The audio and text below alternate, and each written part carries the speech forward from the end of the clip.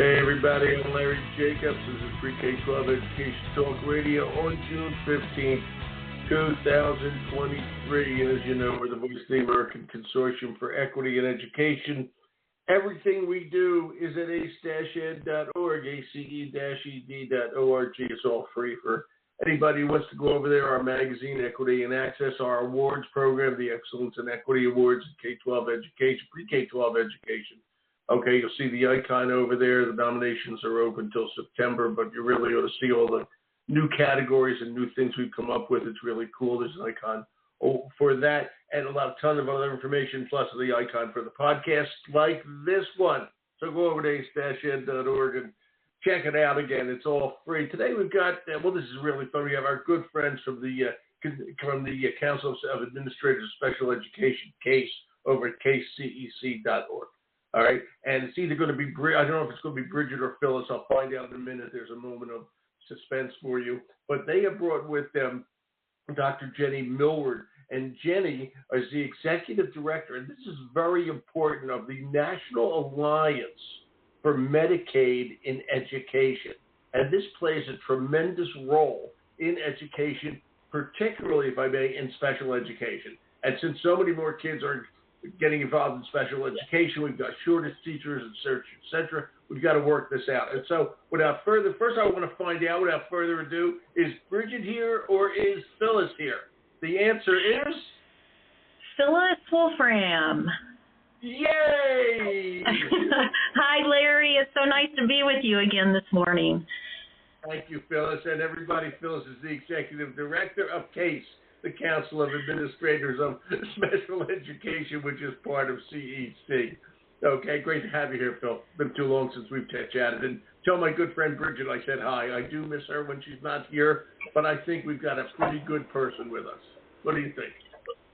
I think you are spot on, and I'm so excited that Jenny's able to join us today because she's doing some fabulous work. Is she Jenny, are you there? I'm here. Hi, Jenny. Call me Larry. It's a pleasure to see you. To meet you here. Okay, and I want to get right into this. You're the executive director, okay, of the National Association for Medicaid and Education, correct? Correct, I am. Okay, correct. Most people don't even know your organization exists, and they certainly don't know how important it is. I've had you folks on before a few years ago. Okay, I don't know if it was you. I remember it as being a gentleman. Okay. Sure, it was probably John Hill. Yeah, John retired last year when I began. There you go. Where are you from, Jenny? I'm from Georgia. I figured you weren't from Vermont. I just picked up your accent there. Okay. Right. That's funny. Okay. Anyway, the National Alliance for Medicaid and Education. I'm going to ask both of you. We're going to start with Jen. Tell us what your organization does, okay, for pre-K-12 education. Go for it. Sure. Okay, so the National Alliance for Medicaid and Education really facilitates collaboration and communication between all the stakeholders involved in the school-based Medicaid process.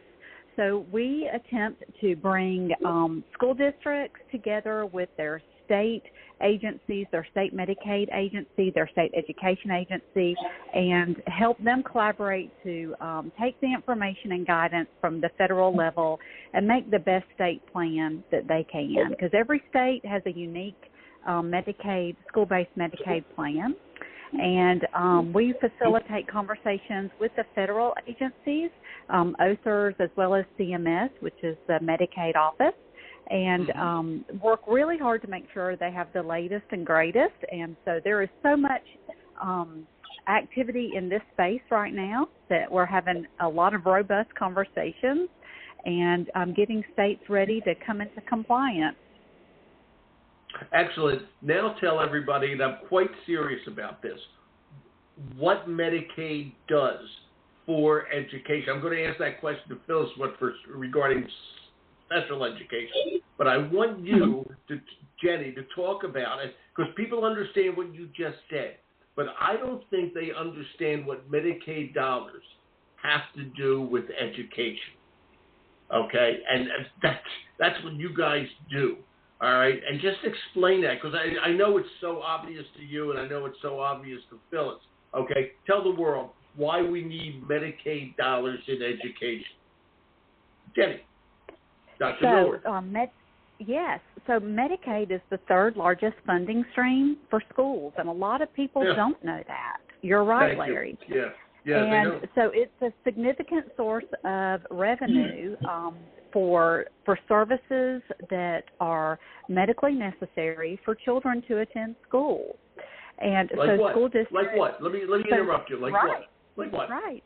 So school districts can possibly receive reimbursement based on their state's plan, if their state allows it, for services that could be like speech language pathology, occupational therapy, physical therapy, nursing services, transportation. So all of these things could be in a state's plan for reimbursement. And if it's not, the state can do an amendment to include things in their plan like this to allow school districts to, bring in this revenue. A third largest revenue stream in education, Medicaid. Okay? That's I right. would bet you 90% of the people who are listening did not know that, if not higher.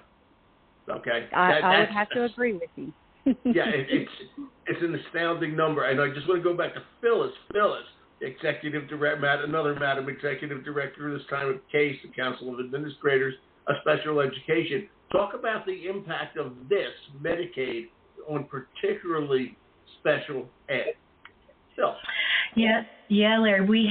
One of the things that we know is that a number of our students with IEPs are Medicaid eligible, and so what we know as a funding stream for special education from the federal government is, of course, almost non-existent because we're only funded at about 13%.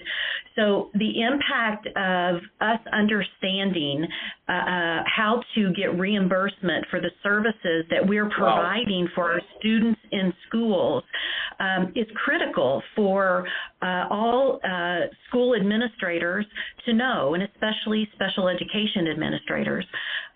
Jenny has a very unique perspective in that she is a former special education director. Oh, you're going to heaven. Jenny, you're going to heaven like Phyllis. You're going to heaven. Yes. Bridget too. She can go to heaven too. Yeah. Yeah. So, so our partnership is so valuable. And when Jenny took on this position, she's been joining in several of our meetings and speaking to our leaders. We're hoping that we give her that larger platform so that schools can learn more about how to seek reimbursements. Not every school district across the nation engages in this reimbursement process through Medicaid. And so we want to get the word out. And Julie's organization is a member organization, so there are so many individuals who are responsible for the process of Medicaid in the public schools that are members. There's a lot of special education directors that are members. But we want to get more people involved to increase that funding in public schools and to have a clear understanding. And then one of the things that we can do in our organization is advocate for the changes, as Jenny is the expert in this field and teaching us specifically when there are issues around Medicaid, how we can assist in that advocacy and as well as that education piece to educators across the nation. So to go back maybe to your original question, it is a huge impact on special education. And, there are so many requirements to special education, Larry. I think, we've talked about that before. All the compliance standards, everything we're responsible for. So to have a partner like Jenny who can really zero in on this one particular issue and be the expert for us, we rely heavily on her and her members and her board. She has an excellent group of individuals working with her. That's great. Thank you. That was a great overview, Phil. And by the way, it's MedicaidForEducation.org. That's the website of the National Alliance for Medicaid in Education. I have it linked here, but it's MedicaidInEducation.org.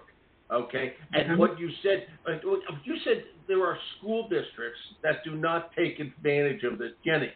Okay, there are school districts who do not take advantage of this. My next question is why? Right. Why would they not take advantage of it? So, Larry, this is an optional program. It is not required. And actually, we just had the 50th state. We still had one state just there you go. joining. So now we can at least say that all 50 states. What state came in? What state came in? Wyoming. Wyoming came in. Okay, Wyoming. So now we can say that all 50 states are participating. That's great. And now it's still optional for school districts. But largely the problem, the barrier is the administrative burden. We know that it takes staff, it's additional duties if you put them on existing staff. So what just happened is just a few days ago, a new set of guidelines were released in an attempt to relieve some of these administrative burdens with some additional flexibilities for states and school districts to consider. So we're in a very unique position right now in the school-based Medicaid programs to be able to examine the potential impact of a lot of new flexibilities surrounding billing options, third-party liability, and provider qualifications specifically. So hopefully, as we continue to learn about the impact of the new guidelines that were released, we're going to be able to see that small school districts, rural school districts who were hesitant to consider it because of staffing and administrative claiming burdens will be more able to access the program under these new flexibilities. But aren't they obviously, maybe I'm wrong, but I don't think I am. Obviously, if they put in the time to fill in the forms, okay, they're going to, I'm going to say this the right way, it would be profitable for them. In other words, the amount of dollars that they would get would more than justify a bit more of administrative spending. Would I be correct in most of the cases? You are correct. But it's still a leap of faith, and it's still having to put some money up front before you get the money back. And so it is hard, particularly for small and rural districts. And so I know personally that the Medicaid office and the federal offices of special education, they were all very concerned about small and rural districts not being able to fully access this program. So a lot of these flexibilities were developed with them in mind. And so we are very hopeful. We're still learning and examining what these flexibilities can mean, but we're very hopeful that it's going to create a better space for those particular districts. Well, it has to. Who in school district? And actually, Phyllis kind of mentioned this. You've got the special education director, but this goes, if I may, beyond special ed, if I'm not mistaken. Okay, special ed is just a part of this. Okay, am I correct there, Phil? Yeah, you are. Thank you. Yeah, so that's a part of this. So I'll throw this back to Jenny. Jenny, who in a school district usually handles this? Is it the CFO? So it really has to start with a superintendent with interest, or a special ed director, or a student services assistant superintendent, or someone in that capacity to say, and consider how a school district can possibly implement this program. It takes great leadership, and so that's what's wonderful about CASE. They help school district leaders know what they can do to support the needs of the students, because that's what we all want, is for our students to get the best services. And so this is certainly one of the avenues. Someone has to say, we want to do this. We want to look into this. And then they reach out to their state department of Medicaid or education and hopefully get it started. We do a lot of training to facilitate how that collaboration might look. It's important to have all three legs of that stool operating together, and to make sure it's the best possible plan. Otherwise, you're not going to have the best possible plan if you don't know what the districts need. But you also mentioned beyond special ed. Yeah. And so there is an element to this that is beyond special ed, and that's the free care part. And so that was the free care reversal happened several years ago. And what that looks like is for any child who is eligible for Medicaid in that school district, whether they're special ed or not, states can opt to cover services for them. That could be something like audiology or a nurse that would come in and administer a fluoride treatment to an entire grade level or something like that. Wow. And then every kid, regardless if they're special ed or not, would be eligible for that reimbursement for that nurse. Georgia, in particular, expanded free care to nursing. Some states have expanded it beyond nursing. But, there are lots of options for school districts for states ultimately to make some decisions on how to fund Medicaid in their schools. And, you mentioned Wyoming, and we all know Wyoming's a pretty conservative state, which is just fine, okay? But there was a lot of politics a few years ago about expansion of Medicaid. And a lot of people, whether they had their reasons, legitimate, they didn't want that to happen. And Medicaid, if I may, I hope it's still not that way, but it became, for some, like everything else, political, okay? And do you think that there's is there some political factors involved in all this, Jen? Is that part of the situation? Well, I'd like to say this to that comment, that there is no state financial. I'm going to try to use my words carefully here. States do not have to allocate funds for this program outside of staffing. So you do have to have staff at the state level that support it, certainly in the Medicaid office and the education office. But the states aren't responsible unless they write their plan in that way for this program. You can still draw down the federal funds. And so it surprises me when people want to make it political. Yeah, well, me too. I don't get it. Yeah. Because that fiscal responsibility. I understand it, but I don't get it. Yeah. I know. So that fiscal responsibility doesn't rest on the state. And it can. There are many states who do choose to support it and match it and allocate funds towards it, but not every state does. There's a lot of flexibility in this program. And I think that's what I would want people to know and hear, is that there are just so many flexibilities and options. And if we want to ultimately relieve that burden off the local taxpayer, who is, primarily responsible for that education system, this is a great way to do it. I think you just summed it up in a nutshell. People are always complaining we don't want the taxes to go up. Okay? Right. And here's dollars that are available that we all pay into, let's be honest, okay? And this is available to people. It's got to be taken, in my opinion, I have to say it that way, it's got to be taken advantage of, okay? Especially in times like this, okay? Budgets are tight, and here's dollars, and you got to think this through and not stand on a high horse and say, I don't want that because of some political reason. It's just stupid, if you ask me. Okay. Yeah. Hey, Larry, there's also you don't have to agree with that. You don't have to agree with that, but I said it. So just I think we agree with you. But let me also share another resource for school districts.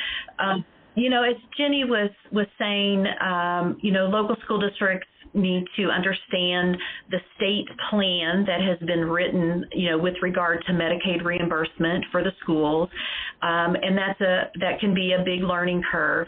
But we do have a number of third-party companies out there who will assist school districts in those processes. I was going to ask you about that. Are there any consulting firms that can help out? Absolutely. They do. They do. They're a business, so they do ask for a percentage.